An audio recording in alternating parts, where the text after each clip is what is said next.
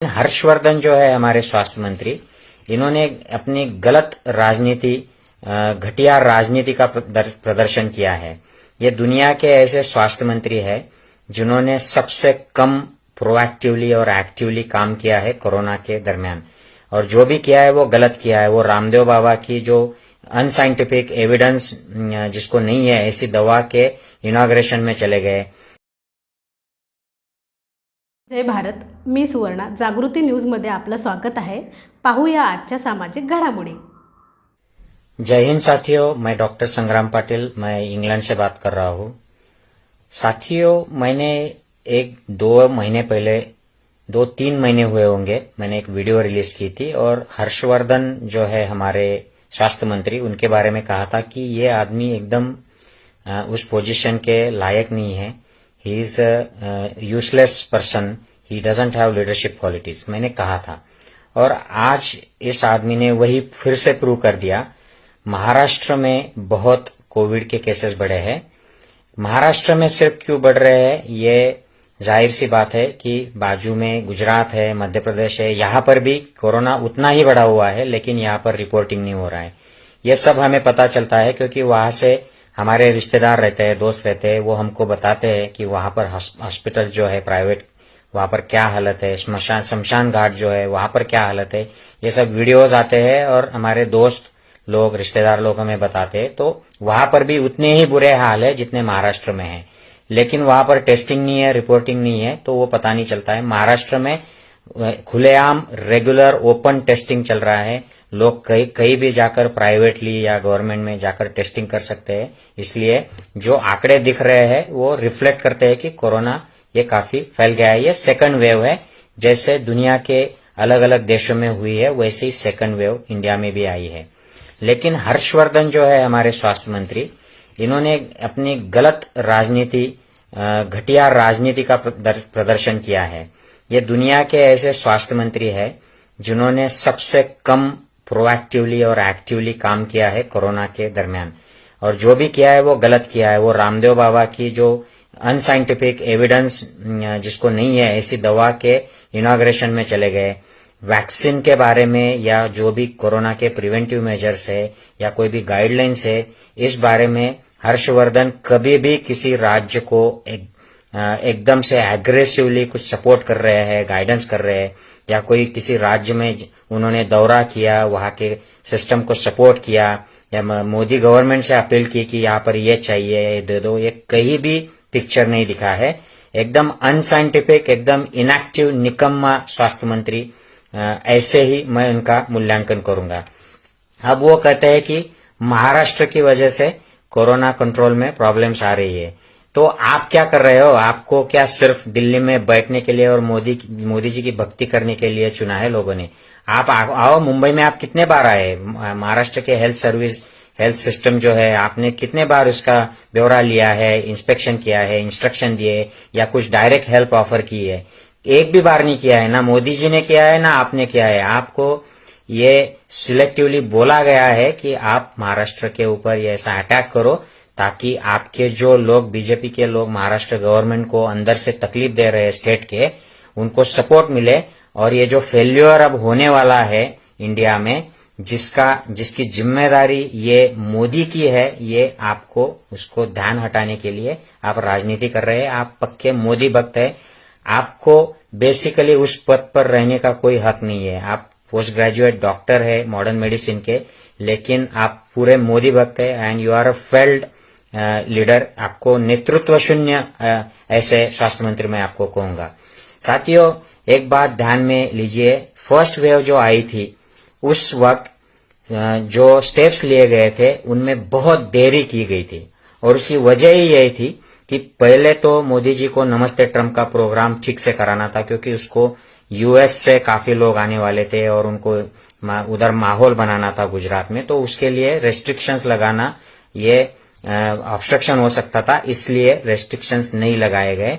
Corona आ रहा है ये वार्निंग मिलने पर भी ये प्रोग्राम किया गया। लाखों लोग इकट्ठा किए गए, अमेरिका से भी लोग आए।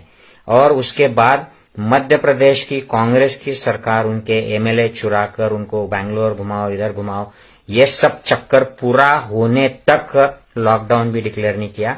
फिर डिक्लेयर किया तो थाली ताली ये सब नौटंकी करके मोदी जी ने एक रात में लॉकडाउन डिक्लेयर कर दिया। लोग रास्ते पर आ गए और मुंबई से सबसे ज्यादा लोग प्रभावित हुए।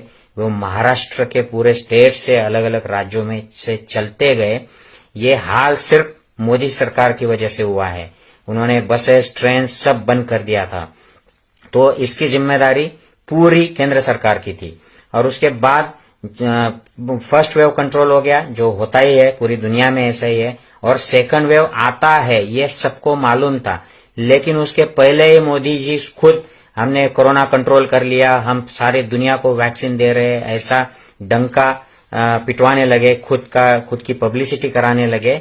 लेकिन साथियों याद रखना, दिसंबर के फर्स्ट वीक में ही फाइजर ने वैक्सीन ने अप्रूवल के लिए अप्लाई किया था, जिसको अप्रूवल नहीं दिया गया। मोदी जी ने ये पर्पसफुली किया ताकि उनको कोवैक्सीन और ये कोविशील्ड जो सीरम इंस्टीट्यूट की है इसको कंट्रोल कर पाते। प्राइवेट पार्टनर्स को अगर उसी वक्त उतार देते इंडिया में तो मोदी जी का महत्व कम हो जाता as a vaccine Guru, vaccine supplier. इसलिए ये जानबूझकर ये देरी की गई है। और जो भी वैक्सीन अप्रूव हुए उसकी काफी देर बाद, मिड जनवरी के बाद वैक्सीनेशन शुरू हुआ। बहुत स्लो हुआ। आज भी इंडिया में 6.5% से कम लोग वैक्सीनेट हुए हैं, जबकि इजराइल जो वैक्सीन नहीं प्रोड्यूस कर रहा है उसके 100% लोग वैक्सीनेट हो गए। यूएई में 87% लोग वैक्सीनेट हो गए, पूरे यूएई के जो देश है उनमें। चिली जैसा देश है 60%, यूके 55% वैक्सीनेट हो गए, यूएस में 50% वैक्सीनेट हो गए। और इंडिया में 6.3% आज की अगर आप वैक्सीनेशन की फिगर ले तो इतने कम लोग वैक्सीनेट हुए हैं। और मोदी जी ने अहमदाबाद में वो सबसे बड़ा स्टेडियम है, वहां पर मैचेस अलाउ किए। T20 अभी हुआ, वहां पर हजारों लाखों लोग वहां पर जमा हुए। कुंभ मेले लग रहे हैं। मोदी जी 5 राज्यों में बड़ी बड़ी रैलियां कर रहे हैं, अमित शाह रैलियां कर रहे हैं। ये किसके हाथ में है? इसका कंट्रोल कौन करेगा? ये क्या महाराष्ट्र गवर्नमेंट की जिम्मेदारी है? और आप हफ्तों की बात कर रहे हो। मैं भ्रष्टाचार के खिलाफ ही हूं। मैं तो आम आदमी पार्टी का वॉलंटियर था जब मैं इंडिया में था। अन्ना मूवमेंट से मैं गुजरा हूं। मैं भ्रष्टाचार के खिलाफ हूं। लेकिन जब फडणवीस सरकार थी तब भी ये हफ्ते चलते थे। हमारे यहाँ पुलिस हफ्ता कलेक्ट करती थी। फडणवीस तो अपने बीवी के प्रोग्राम के लिए पुलिस से टिकट बिकवाते थे। यह हमने खुद देखा है। और आप हफ्ते की बात कर रहे हो। येदियुरप्पा है, माल्या को आपने भगा दिया है। राफेल का स्कैंडल ऑफिशियली 1 मिलियन यूरो का गवर्नमेंट ऑफ फ्रांस ने रिलीज किया डेटा है, जिसमें मोदी गवर्नमेंट को मिडल मैन जो है उसको $1 मिलियन दिया गया। तो कौन है ये मिडल मैन? मोदी और राफेल के बीच में कौन था जो $1 मिलियन खा गया, यूरो खा गया? तो ये मोदी का ही आदमी था। इस पर बात करो, ये तो ऑफिशियली रिलीज डेटा है। और माल्या भाग गया है। और दूसरी एक बात है, यह नितिन गडकरी की फैमिली को एक लग्जरी बस गिफ्ट दिया गया एज अ गिफ्ट। ये ऑफिशियली रिलीज डेटा है फॉरेन कंट्रीज के, उनके गवर्नमेंट का। इस पर भी कुछ बात करो। सिर्फ महाराष्ट्र की 100 करोड़ की क्या बात करते हो? हम तो उसके अपोजिट ही है। अगर प्रूव हो जाए तो वो मंत्री को फांसी पे चढ़ा दो। वो कोई हम सपोर्टर नहीं है करप्शन के। लेकिन इस माहौल में जब महाराष्ट्र जूझ रहा है, डिफिकल्ट टाइम में जा रहा है, आपको राजनीति सोचते है। और वो क्यों? मोदी जी को बचाने के लिए। जो आप अब उनको पता लग रहा है कि ये सेकंड वेव का विस्फोट होने वाला है। उन्होंने जो शुरू में अपना खुद का प्रेस कर लिया था कोरोना कंट्रोल का, वैक्सीन गुरु का, ये सब अब खत्म होने वाला है। उनके ऊपर अब उंगलियां दिखाने वाले हैं लोग। दुनिया में ये सब सामने आने वाला है। ये पॉसिबिलिटी ध्यान में रखकर आप गंदी राजनीति कर रहे हो। ये अच्छे नेतृत्व की साइन नहीं है, ये राष्ट्रवाद का साइन नहीं है। ये सिर्फ आपकी अंधभक्ति दिखाती है। हर्षवर्धन जी, मैं अपील करूंगा एज अ स्पेशलिस्ट डॉक्टर, आप गंदी राजनीति न करें, राजधर्म का पालन करें। अब भी हालात कंट्रोल में आ सकते हैं। जल्दी से वैक्सीन ऑर्गेनाइज कीजिए, महाराष्ट्र को सपोर्ट कीजिए, महाराष्ट्र में विजिट कीजिए। मोदी जी से अपील कीजिए कि वो महाराष्ट्र में विजिट करे और लोगों को सपोर्ट करे, हेल्प करे। महाराष्ट्र को आज आपकी राजनीति नहीं चाहिए, जो आपके बीजेपी के लोग नीचे राजनीति कर रहे हैं। इसकी जरूरत नहीं है। लोग जानते हैं ये क्यों चल रहा है सब, क्योंकि वहां पर भाजपा सत्ता नहीं बना पाई थी, सरकार नहीं बना पाई थी, इसलिए ये चल रहा है। फर्स्ट वेव के टाइम पर सुशांत सिंह और एक कंगना की नौटंकी चली और अब आप ये 100 करोड़ का ये जुमला लेके आए हैं, ये बंद करो, लोगों को हेल्प करो, ये मैं आपसे रिक्वेस्ट करता हूं। तभी आपके ये स्पेशलिस्ट क्वालिफिकेशन का और लीडर होने का कुछ यूज महाराष्ट्र को और देश को भी हो पाएगा। नहीं तो ये बहुत बुरी तरह से आपका नाम इतिहास में लिखा जाएगा। हर्षवर्धन जी, साथियों, मेरी बात से सहमत हो तो प्लीज शेअर कीजिए। जय हिंद। जर तुम्ही जागृती न्यूज पहिल्यांदाच पाहत असाल तर सबस्क्राईब करा आणि हो, बेल आयकन दाबायला मात्र विसरू नका।